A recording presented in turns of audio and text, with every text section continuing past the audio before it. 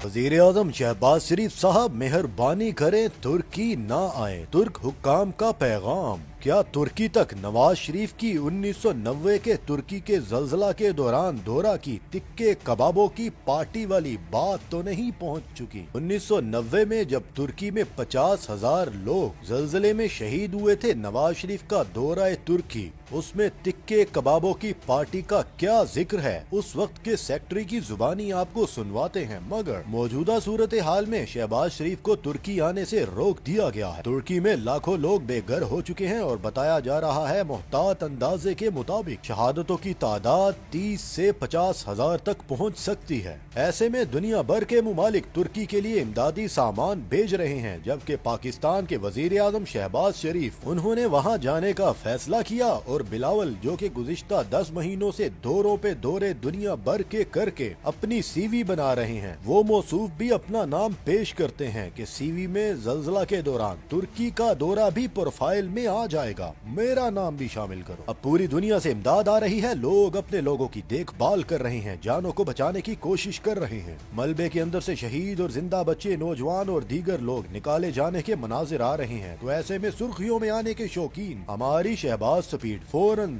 अपनी सल्तनत में दौरा तुर्किया का ऐलान कर देते हैं। फिर क्या था? वही हुआ जिसका डर था। उन्होंने पैगाम भेजा, आप पाकिस्तान से बैठकर ही हमारे लिए दुआ कर दें, आने की जहमत मत करें, हम यहाँ पहले ही अपने लोगों की जिंदगियां बचाने में मसरूफ हैं, लिहाजा आपका आना हमारे लिए अच्छी मेहमान नवाजी ना हो पाएगी तो शर्मिंदगी का बायस बन सकता है। 1990 के जल्जला के दौरान नवाज शरीफ ने क्या फरमाइशें की, उस वक्त के सेक्रेटरी क्या बताते हैं, उनकी जुबानी कुछ हिस्सा आपको सुनवाते हैं।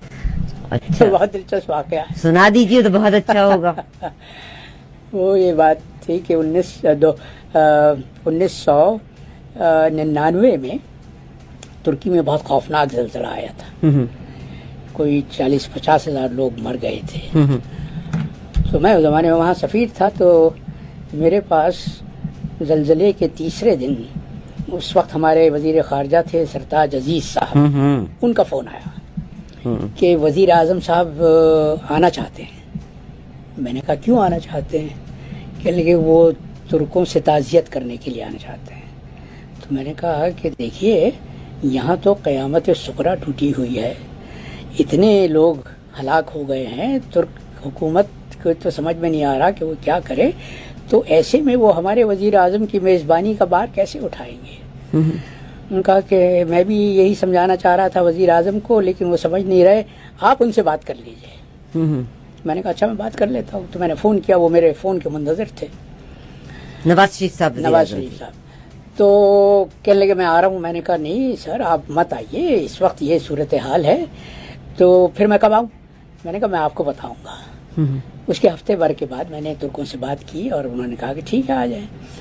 तो वज़ीर आज़म साहब आ गए। तुर्कों ने हमें वो सारा इलाका दिखाया, सब घूम घाम के शाम को जब हम होटल पहुँचे इस्तांबुल में, तो थोड़ी देर के बाद मियाँ साहब ने मुझसे कहा कि कबाब खाने चलते हैं।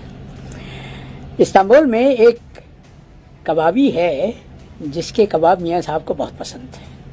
वो यूरोप आते जाते वहाँ पे रुक जाया करते थे कबाब खाने के लिए, और उसको उन्होंने सरकारी मेहमान बनाकर एक हफ्ते के दौरे पे पाकिस्तान बुलाया था।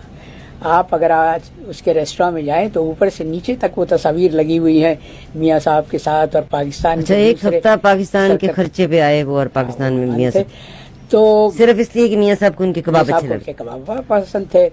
तो जब उन्होंने मुझसे कहा कि चलें कबाब खाने के लिए, तो मैंने कहा कि मुनासिब नहीं होगा। कहने लगे क्यों? मैंने कहा देखिए, आप तुर्कों को पुरसा देने आए थे, अच्छा नहीं लगेगा, और आप जब निकलेंगे तो पूरा प्रोटोकॉल चलेगा, वो आउट राइडर्स सीटियाँ बजाते हुए चलेंगे, सब थी, अच्छा नहीं रहेगा। तो कहने लगे कि अच्छा, तो फिर कबाब यहाँ मंगवा लेते हैं। मैंने कहा वो भी मुनासिब नहीं होगा। कहने लगे क्यों?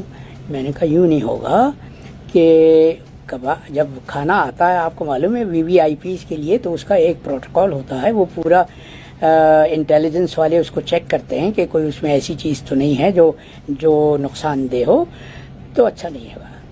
मुंह लटक गया। تو میں نے کہا کہ پریشان نہیں ہوں, کل صبح کو ہم جا رہے ہیں انقرہ, تو میں اس سے کہتا ہوں ابھی وہ صبح کو جہاز پہ رکھوا دے گا. ہاں یہ اچھا ہے. تو دوسری صبح کو جب میں ان کو لے کر ایئرپورٹ جا رہا تھا, تو جیسے ہی ہم ایئرپورٹ کے احاطے میں داخل ہوئے تو میں نے دیکھا کہ وہ کھڑا ہوا وہ کنویئر بیلٹ پر جہاز میں کھانا رکھوا رہا تھا. جیسے ہی جہاز نے ٹیک آف کیا, میاں صاحب نے مجھ سے کہا کہ کباب منگوا لو. سفیر صاحب وہ کھانا رکھوا دیا؟ میں نے کہا جی رکھوا دیا. انہوں نے کہا منگوائیے.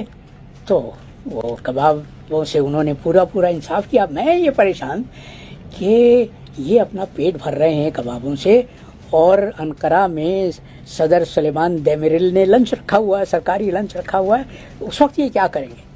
لیکن جناب وہ اتنے خوش خوراک ہیں ماشاء اللہ کہ انہوں نے لنچ پر بھی پورا انصاف کیا. استغفر. اور سب سے بڑی بات یہ ہے کہ جب انسان پرسہ دینے کے لیے جائے تو دل کی آٹومیٹیکلی کیفیت بھی وہ ہو جاتی ہے.